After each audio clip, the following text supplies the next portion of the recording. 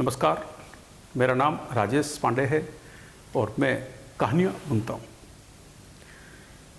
हम बच्चों के लिए कहानियाँ बनाते हैं और आज हम इस सीरीज़ में आपके साथ एक कहानी को साझा करना चाहते हैं। इस कहानी का शीर्षक है जेकू मेकू की दुकान। जेकू और मेकू दो बंदर हैं, तो हम इन बंदरों की कहानी आपके साथ साझा कर रहे हैं। तो सुनिएगा और कहानी का आनंद लीजिएगा। जेकू जंगल में रहता है। उसने इंसानों के बारे में सुना है कि इंसान बहुत सुंदर होते हैं। जेकू अक्सर ये सोचता है कि इंसान इतने सुंदर कैसे हैं। तो जेकू एक प्लान बनाता है कि मैं शहर जाता हूं और शहर में जाकर वो तरीका ढूंढता हूं जिससे इंसान सुंदर बनते हैं। जेकू ने प्लान बनाया और एक दिन वो शहर की ओर दौड़ लिया। अब शहर में पहुंचते ही जेकू सोचने लगा कि शहर के बारे में जैसा मैं सोच रहा था वैसा यहां दिखता नहीं है। वो सोच में पड़ गया कि मैं किससे बात करूं। अब वो एक दीवार पर बैठा हुआ है और सोच रहा है कि मुझे क्या करना है। वो प्लान बना रहा है। अब वो सोच रहा है, देख रहा है। तभी उसकी पीठ पर किसी ने कुछ हल्का सा उसको महसूस हुआ कि कोई उसकी पीठ पर हाथ रख रहा है। उसने पीछे मुड़कर देखा तो उसी की तरह एक और बंदर था। तो उस बंदर ने उससे पूछा कि भाई कौन हो और कहां से आए हो? तो शहर के तो दिखाई नहीं पड़ते। जेकू ने कहा कि मैं तो जंगल से आया हूं और यहां पर मेरे को कोई जानता नहीं है। क्या तुम मेरे दोस्त बनोगे? उस बंदर ने कहा कि हाँ, मेरा नाम मेकू है और तुम मेरे से दोस्ती कर सकते हो और मैं तुम्हारी मदद करूंगा। बताओ शहर किस लिए आए हो? तो जेकू ने कहा कि मैं तो यहाँ ये देखने आया हूँ कि हम जंगली कैसे सुंदर हो सकते हैं। मैं इस प्लान के साथ आया हूँ। क्या तुम मेरी मदद करोगे? मेकू ने कहा हाँ, क्यों नहीं, मैं तुम्हारी मदद करूंगा।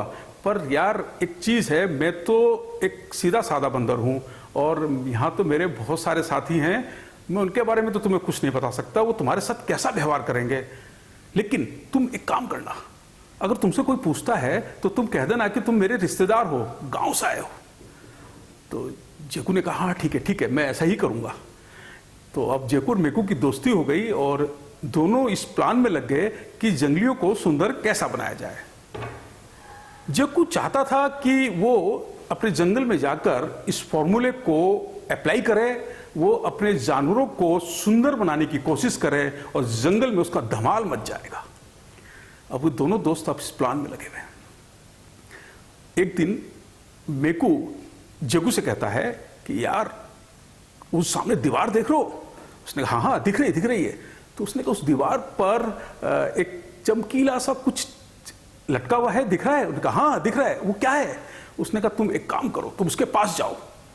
उस पे जब तुम उसकी तरफ देखोगे तो तुम्हें वहां एक और जंगली दिखाई देगा, तुम्हारी तरह।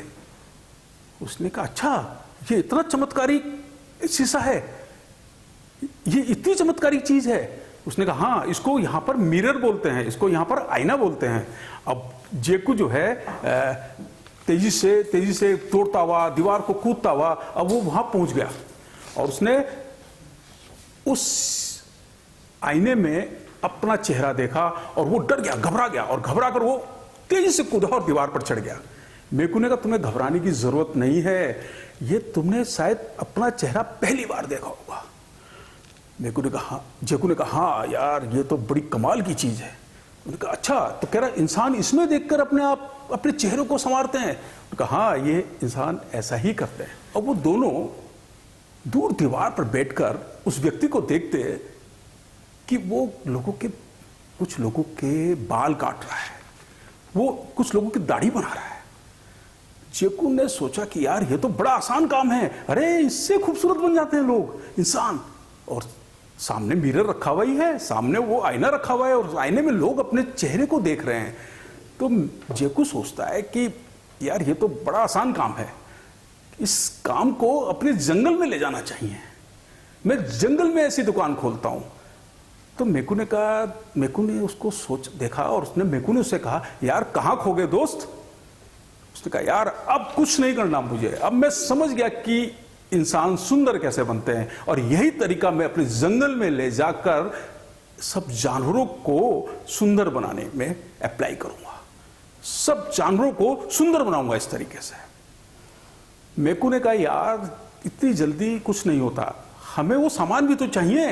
देखिए उसके लिए हमें कंघा चाहिए, हमें उसके लिए कैंची चाहिए, और वो जो बड़ा सा मिरर उसकी भी बहुत जरूरत होगी। हमें एक और चीज होती है, उसको बोलते हैं उस्तरा, वो भी तो चाहिए उसके लिए, वो कहां से लेकर आओगे? जेकू ने अपना दिमाग लगाया, उसने कोई बात नहीं, हम यहीं से उठाकर ले जाएंगे, ये इसकी पूरी दुकान उठाकर हम लोग ले जाएंगे। ठीक है, दोनों ने प्लान बना लिया। अब एक दिन उन्होंने देखा कि वो व्यक्ति कुछ देर के लिए कहीं चला गया, वो व्यक्ति अपनी दुकान छोड़कर कुछ देर के लिए कहीं चला गया। जेकू मेकू ने मौका देखा और दीवार को फाड़ते हुए सीधा वहां पहुंचे। दोनों ने उस्तरा, कैंची, कंघा और उस बड़े से शीशे को उठाकर तेजी से दौड़ने में अपनी भलाई समझी, और वो दौड़ते जा रहे हैं और अचानक वो शीशा जेकू के हाथ से छूटकर जमीन पर गिर गया और उसके टुकड़े टुकड़े हो गए। जेकू निराश हो गया। जेकू ने कहा, यार ये तो नुकसान हो गया, अब हम कैसे सुंदर बनेंगे? मेकू ने कहा, इसमें कोई दिक्कत की बात नहीं है, इसके तो किसी भी टुकड़े में हम पूरे दिख जाएंगे, कोई भी एक टुकड़ा उठा लो। जेकू ने कहा, अच्छा ये इतना कमाल का है। अब वो सब सामान को लेकर शहर से दूर कहीं चले गए। अब उन्होंने कहा कि पहले जेकू ने मेकू से कहा कि देखो, उसको देख के तो मैं सीख गया हूं कि कैसे सुंदर बनाया जाता है, ऐसा मैं पहले तुम्हारे बालों पर इसको अप्लाई करता हूं, पहले तुम्हारे बाल काटता हूं। मेकू कहा, नहीं नहीं नहीं, मैं तुमसे ज्यादा सीखा हुआ हूं, मैं ऐसा करता हूं। ठीक है, जेकू ने कहा, ठीक है तुम मेरे बाल बनाओ। और मेकू ने कैंची को लिया और कैंची उसके बालों में जैसे ही लगाई और उसके बालों में कैंची फंस गई और वो उस कैंची को खींच रहा है। और जेकू के दर्द उठ गया। उसने कहा, ओ यार क्या कर रहे हो, मेरे सिर में दर्द हो रहा है, मैं परेशान हो गया हूं। अरे छोड़ो। उसने कहा, कोई बात नहीं, एक और चीज है सुंदर बनाने की। और उसने उस उस्तरे को उठाया और जेकू के कान के पास उसको ठीक उसी तरह ले जाने की कोशिश करने लगा जैसे वो उस व्यक्ति को देख रहा था। और उसने उसके कान के पास उस्तरा चला दिया और जेकू के कान के पास खून निकलने लगा और जेकू दर्द के मारे बड़ी तेज से कराने लगा, मार दिया यार, मुझे नहीं बनना सुंदर। और जेकू इस तरह से जंगल की ओर दौड़ लगाने लगा और उसका सुंदर बनने का सपना वहीं खत्म हो गया। इस कहानी का संदेश है कि आप दूसरों को देखकर वो काम कभी ना करें जो आपके बस का नहीं है। सीखना चाहिए व्यक्ति को, बच्चों को कुछ ना कुछ सीखना चाहिए, कुछ ना कुछ क्रिएटिव सीखना चाहिए, कुछ ना कुछ इनोवेटिव करना चाहिए, लेकिन कभी भी वो काम ना करें, नकल में कोई काम ना करें, नकल में कोई काम ना करें। आप प्रैक्टिस करिए, अभ्यास करिएगा और अभ्यास करने से आप सीख सकते हैं। पर आप एक दिन में सोचें कि एक दिन में आप सीख लेंगे, शॉर्टकट नहीं चलता लाइफ में। तो अब हम आपके सामने कुछ सवाल प्रस्तुत करते हैं, इन सवालों के जवाब आपको देने हैं और ये सवाल इसी कहानी से संबंधित हैं। तो हमारा पहला सवाल है,